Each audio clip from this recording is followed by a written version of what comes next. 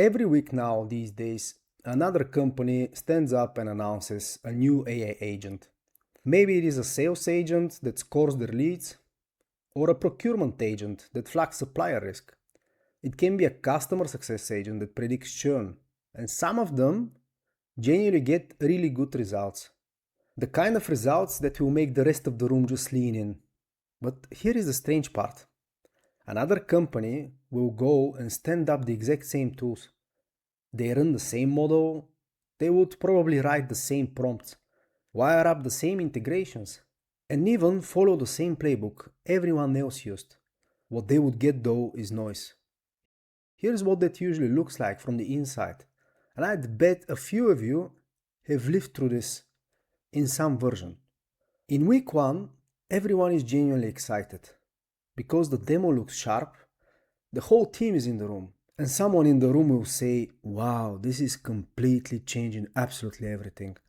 By week 2, people are already quietly double checking its answers against the old spreadsheet. By week 3, that spreadsheet is back open in a second tab. And we say just to be safe, to be sure. And by week 4, nobody has opened the agent in days. And nobody wants to be the one to say it out loud. The rankings stop making any sense. The recommendations start contradicting what everyone else in the room knows, and people slowly stop trusting it. This is the part that really matters. They never actually announced that they've stopped trusting it. They just quietly drift back to the old way of working and let the whole initiative die of neglect. So eventually, somebody is gonna ask the obvious question. Was it the AI? Was the model just worse this time? And almost every time the honest answer is no. The difference between the company that got real results and the company that got noise in the end was never the model.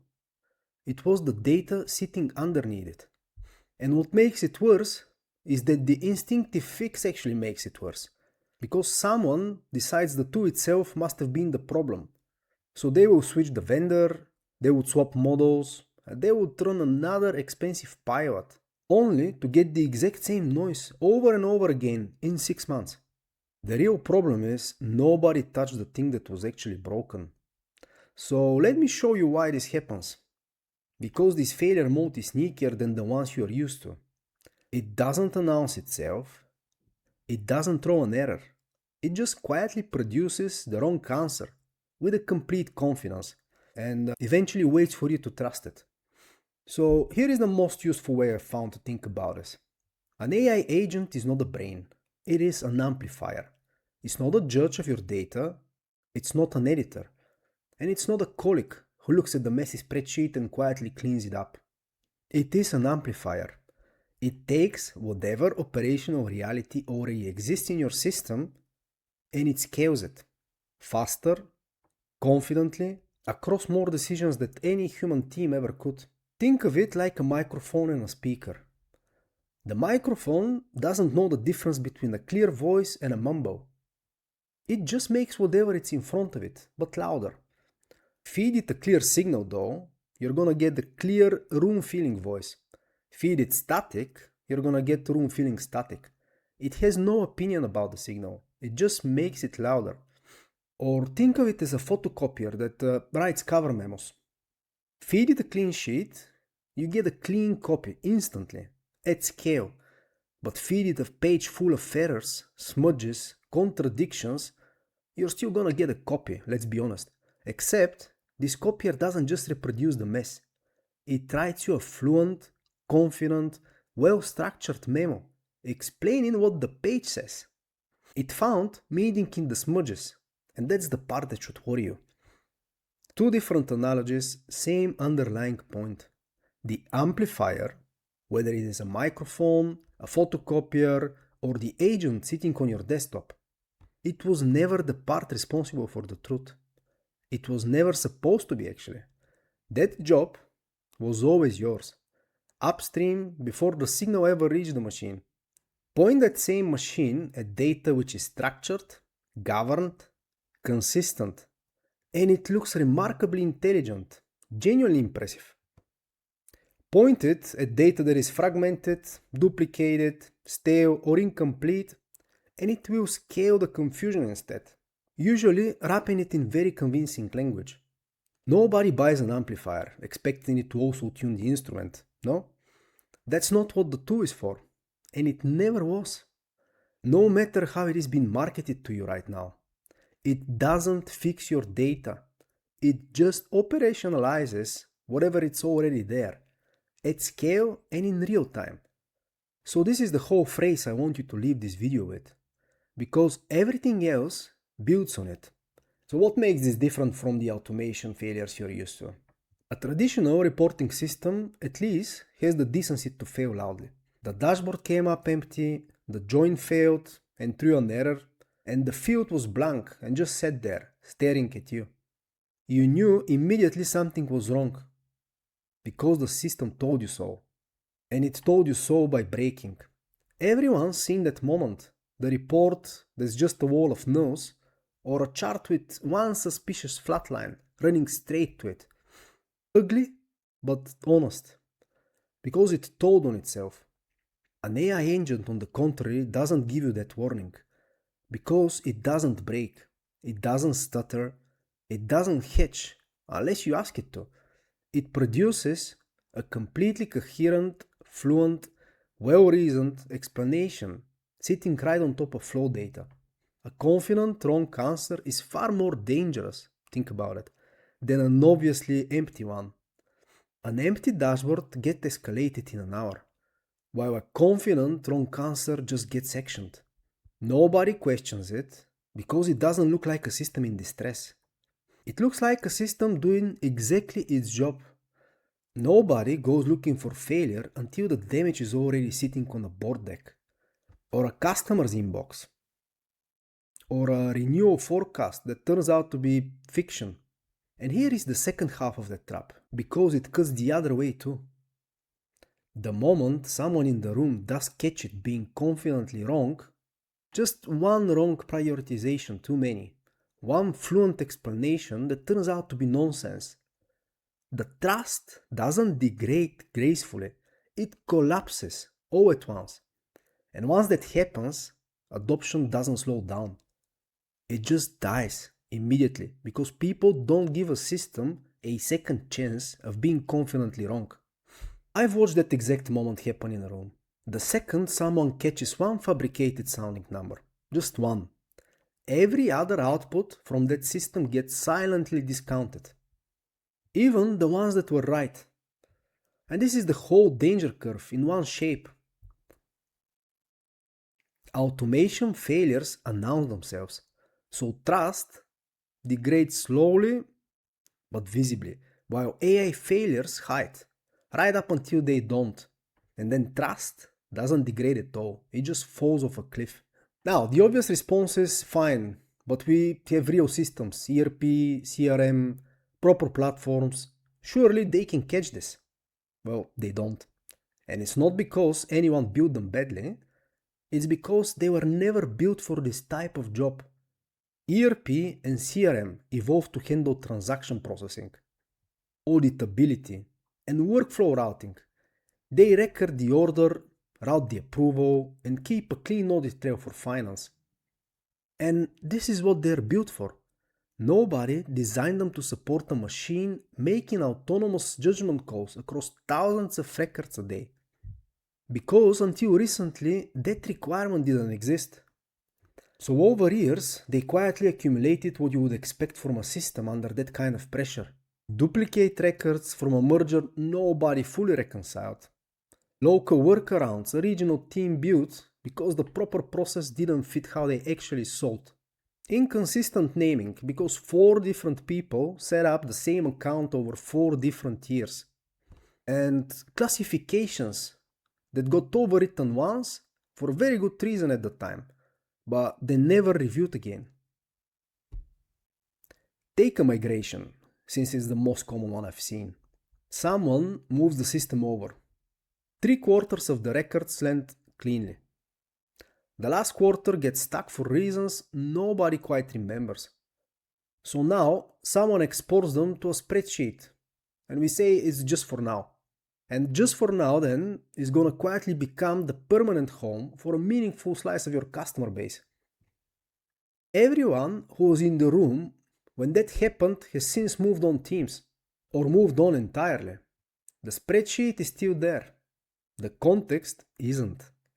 And that's one migration, one system. Multiply it now by the CRM migration 2 years before that, and the pricing system cleanup that never quite finished. And you don't have one clean gap to patch. Now you have a small island of them, scattered across every system that touches the same customer. None of that is actually a crisis day to day, because humans quietly compensate for all of it. Constantly, invisibly. The reps know which record is the real one. They just know, from years of tribal memory. Procurement knows which vendor entries in the system to ignore. Because everyone remembers why they're there and why they're wrong. Finance keeps an unofficial reconciliation spreadsheet. Every finance team has one, off the side, that never made it onto a roadmap because it's not a system, it is a habit. We absorb the mess socially. None of it shows up in a training manual. And no one writes ignore the margin port into a job description. It's just accumulated context by whoever's been around long enough to carry it. An agent doesn't have access to any of that. It wasn't in the room for the hallway conversation. It cannot call the rep and ask which record is real. And it just takes the data literally, exactly as written, exactly as structured, with full confidence. That gap between how messy the data really is and how literally the agent reads it is exactly where the failures live. So this gap from a moment ago, I briefly want to talk about it. The one between the mess and how literally the agent reads it isn't something you can eyeball. You need a way to measure it. That's what these 3 checks are for. Not theory, but 3 things you can actually go run on your own system this week. The first one is identity. Can you reliably tell when 2 records are the same? Same customer, same supplier or product, or the same contract? Here is why this one comes first. Picture one customer who exists as 3 separate records. One from the original sale, one from a support team created because they couldn't find the original, and one from a self-serve sign-up nobody linked back. An agent reading revenue by customer will now double count that account, fragments the support history across 3 places instead of 1. So essentially nothing looks as urgent as it really is, and distorts the priority, because 3 small accounts is completely different than 1 large account. They get treated differently, even though they're the same company. And when someone finally notices the revenue doesn't reconcile, it doesn't make any sense, the first instinct is to blame the model, not the 3 records sitting behind it. The second point is completeness, and I don't mean overall completeness. I mean the specific fields the agent you are about to deploy actually depends on. Say the field is industry classification, and it's missing on a meaningful chunk of your accounts.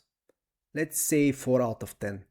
The agent doesn't stop and say, well, I don't have enough information to answer this. It doesn't even know it is supposed to. So it silently reasons from whatever's there, fills the gap with pattern matching, and hands you an answer with exactly the same confident tone as the accounts where the field was populated. Nobody flags the gap, because nothing in the output looks like a gap. It reads exactly like the answer you'd get from a fully informed system. And the third one is source of truth. The same entity, the same customer, the same contract. They live across your ERP, your CRM, your support systems, your warehouse, spreadsheets, etc.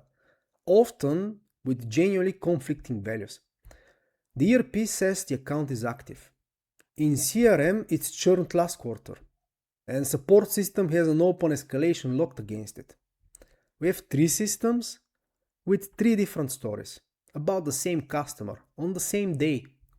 The agent doesn't magically reconcile that for you. It doesn't know which system is the real one. You can compare it to a new hire. On day one, it just picks up whichever value it's fed, and it inherits the disagreement. Quietly, confidently, without flagging that the disagreement ever exists.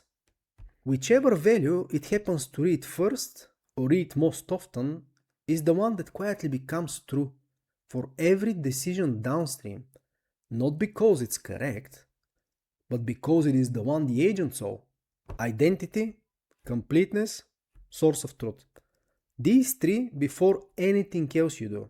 Keep those in your head, because the next two examples are gonna hit all three at once. Okay, let's make this concrete with one example.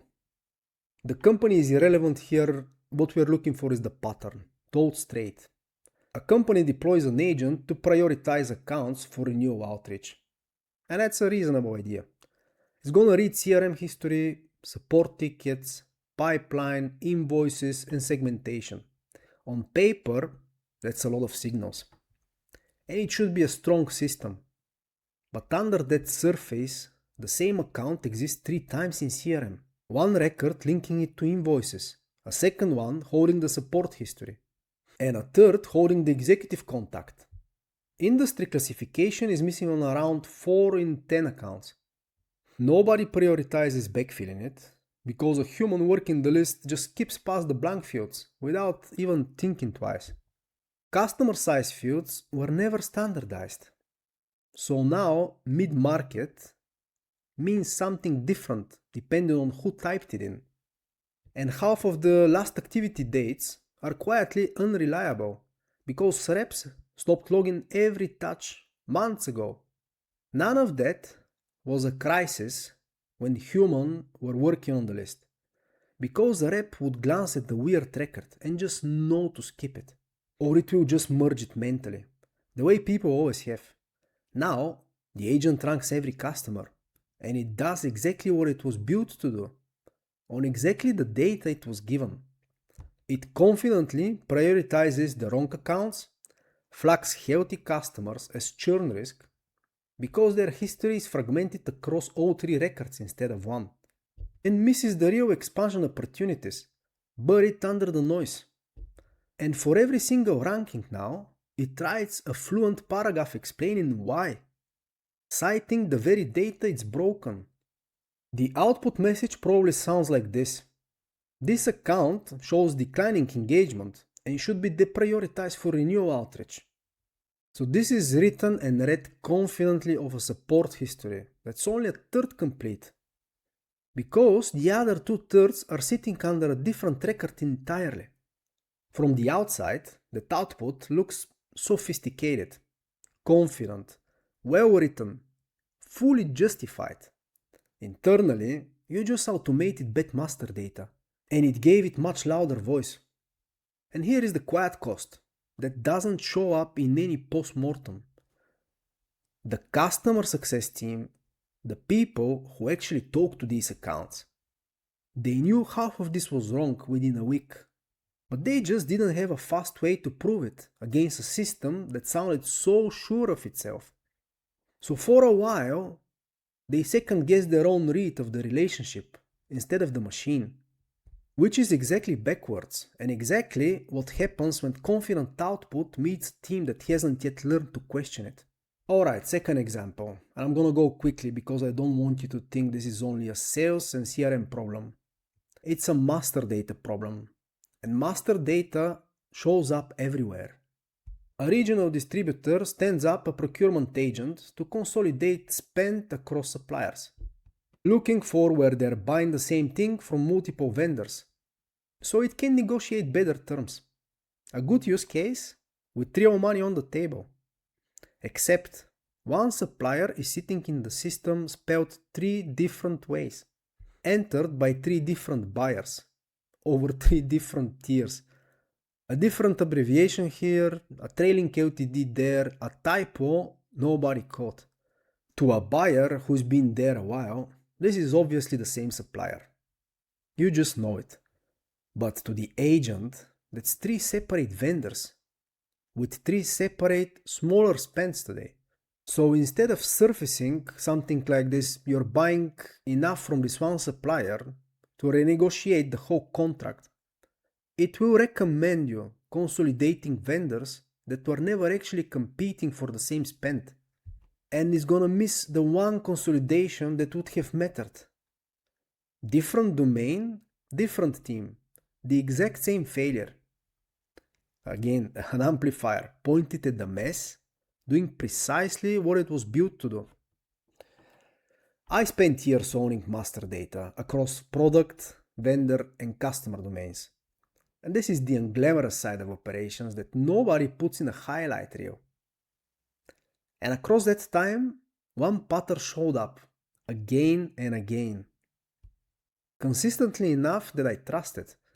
The companies that get the most out of automation are almost never the ones chasing the newest tools first. They are the ones that had already done the boring work, building your governance, establishing clear data ownership, setting standard taxonomies so mid-market means the same thing everywhere it is typed. Running the duplication as a discipline rather than a one-time cleanup project. Assigning stewardship to someone whose actual job is to keep an entity clean instead of just creating it and walking away. And writing down source of truth rules that say which system wins when two disagree. None of it photographs well. Nobody puts "we duplicated the vendor master for 30 years." Let's be honest, it's unglamorous, unrewarded, easy to defer, up until it is not. And it is the single reason your AI rollouts are not gonna work. Most of that work happened years before this AI wave showed up. Nobody was doing it just to prepare for AI. They were doing it because messy data is expensive on its own, with or without the model reading it. But it created operational consistency as a side effect. And it turns out AI performs exceptionally well, exactly where consistency already exists. Ask anyone who's run a stewardship program for more than a year. The payout was never one big dramatic win. It was 1,000 small decisions getting slightly more reliable, month over month, until reliability became the default instead of the exception. And this is why that's not a coincidence. It is the same amplifier property from earlier in this video. Just point it in the direction you want. Amplification cuts both ways. Point it at consistency, and consistency gets amplified into leverage.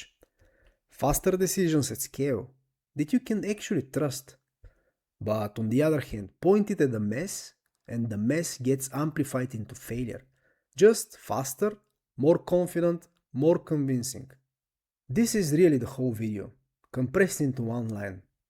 Amplification isn't good or bad on its own. It just reveals, faster than anything before it, exactly how much operational discipline was already in the room. And the uncomfortable truth here is, AI doesn't remove the need for master data discipline. It actually increases it. Right, remember this. AI doesn't create truth. It amplifies the truth your system already contains. Okay, so let's move to our Monday morning move. One thing, not 10. Before you shortlist a single agent, pick the one entity that any AI decision in your business would touch first. Whatever sits at the center of the decision you already care about. Then run 3 quick probes. Pull the duplicates, count how many times your highest value version of that entity exists more than once in your system. Check the specific fields an agent would actually need to read, and see whether they are populated. Not mostly, but for the records that matter most. And pick one field on that entity, just one. Check whether your top 3 systems agree on its value right now, today. That's it. 3 probes, 1 entity, just an afternoon. This one will tell you a lot more about your AI readiness than any vendor demo will. Because a vendor demo runs on curated data, and the truth is your systems don't. Bring that count into the room before the vendor does. This will change the entire conversation. Because now you're the one asking the hard questions instead of answering them. And then finally, run the self-check. Because I think most companies are asking the wrong first question. The real first question isn't which agent should we buy. This is the second question or the third question. It is the one every vendor wants you to ask first, because it's the one that they can easily answer.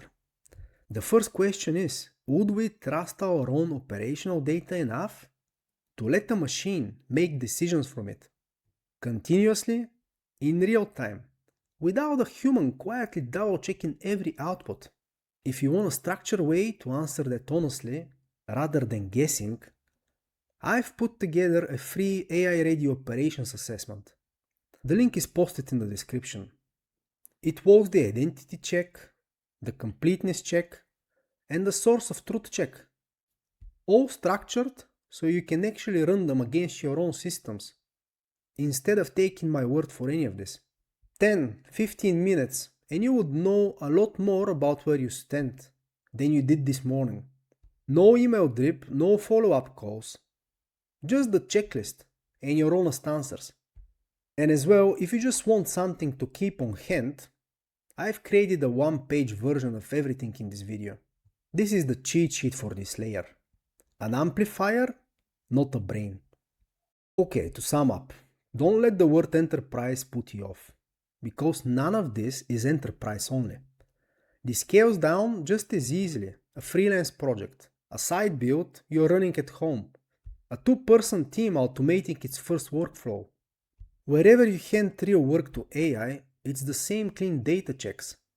Identity, completeness, and source of truth. The scale changes, the discipline doesn't change. This is one layer, clean data, inside 5-layer model for AI-ready operations. If you haven't seen the overview, that's the episode that lays out the whole map. Governance sets the rules of engagement before anything touches production. Clean data, this layer. Make sure what the agent reads is actually real. Standardized processes. Make sure the steps it's automating are consistent enough to automate in the first place. Controls will catch what slips through. An operating model decides who actually owns the outcome once the agent is in the loop. Skip a layer and it doesn't disappear. It just becomes the thing that quietly breaks 6 months in. There is a line I keep coming back to, and it's really the thesis of this whole series. Your AI maturity will never exceed your operational maturity. Clean data is the layer that proves the law in practice.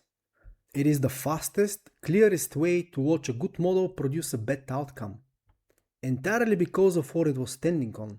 If this was useful, please subscribe. I publish one operator breakdown a week. One layer, one failure mode at a time. And if you want to go deeper than a single video, then I would suggest visit my website, where I have full operator playbooks, handbooks, and courses. And remember, don't build better AI, build better operations.